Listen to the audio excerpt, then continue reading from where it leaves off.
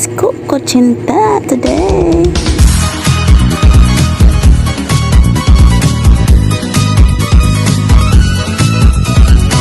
Here are the things and ingredients needed. We have our strainer, our wire whisk, and our bowl. We have our flour. We have cornstarch. We have here sugar. We have ashwete seeds or istawetes in our place. Yan. Then we have our salt. We have our molder and water. Okay, so we will sieve our flour to remove the lumps and to introduce air. Okay, so we have 2 cups of flour. Ingredients will be flashed on the screen later. So sieve all the 2 cups of flour using your sifter or your strainer, removing lumps to the flour. We will sieve also our cornstarch. That is 8 tablespoons of cornstarch. Then we will mix our ingredients. Our dry ingredients. We have our flour and our cornstarch using our wire whisk. Then you add your salt.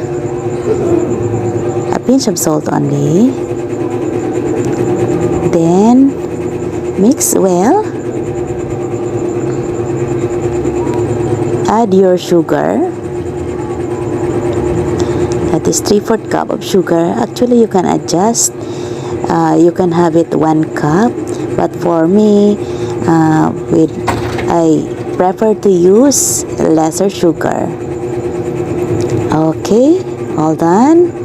Next is, we will use 3/4 cup of water. And then, we will put our ashwete seeds in the water so that we will press it to show the color or to release the color of the seeds. This is chemical free because we are using natural food coloring, so it makes our Kutsinta healthy. We are not using here live water. The 2 cups of water is added to our dry ingredients. So we'll have it by batch so that you can mix it thoroughly. Okay, so we are mixing our dry and wet ingredients now. So we add water in 3 batches so that we will not find it hard to mix, especially the cornstarch make it harder. Okay, so this is the last batch of the water. 2 cups of water only. Okay, so if it is mixed already, dissolve all the ingredients. It's the time that we will also add our ashwete seeds or the juice of our ashwete. So we will use the strainer to remove the seeds of our ashwete. Only the juice will be added to add color to our Kutsinta. Okay, so we will use the strainer. That's it. So we will now mix our ashwete seeds juice to our mixture. Then we will mix it again. Okay, so making sure that there will be no lumps in our mixture, we will again strain it so that We forgot our what's this? That is optional. This is vanilla, 1 teaspoon, to smells good, and add that to the taste. Okay, so if it is all mixed, we will strain it to remove all the lumps so that it will be smooth and lump free. Okay, so we all strain the mixture.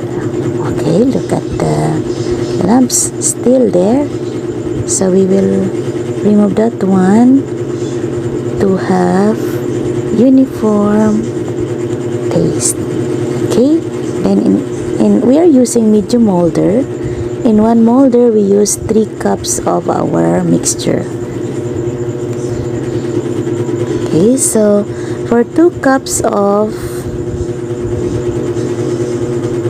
flour and 8 tablespoons of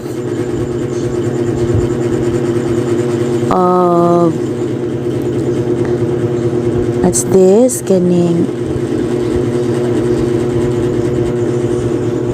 Cornstarch, we are able to make 18 medium molder of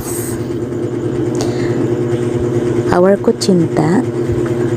And for the extra large molder, which is used in making bibingka, we use 6 tablespoons of our mixture. So we have 9 medium molder and 8 of the extra large molder. Okay, so total of 18 medium size Kutsinta and 8 extra large Kutsinta. Later you will know the costing and our gain in making this kakanin as our negosyo. Okay, so we have 8 of the extra large molder. Okay, so we will put it in the steamer. So just time it 30 minutes to cook. We are using here our dirty kitchen. Okay, after 30 minutes, look at that, it is all done. Okay, so we have our 18 medium size Kutsinta. Okay, very easy to make. And here is our finished product. You can use cheese as toppings, or you can also use grated coconut. Let us taste. Sarap. Okay, so this is coconut. So for medium size, you have 5 pesos. Here is our ingredients, and our extra large is 10 pesos. So for our expenses, we've spent 59 pesos, and all of it, if we sell, it is 170 pesos. So our income total is 110. So take a look at that Kutsinta with grated coconut. Thank you so much for watching. I hope you learned from this recipe. Bye everyone.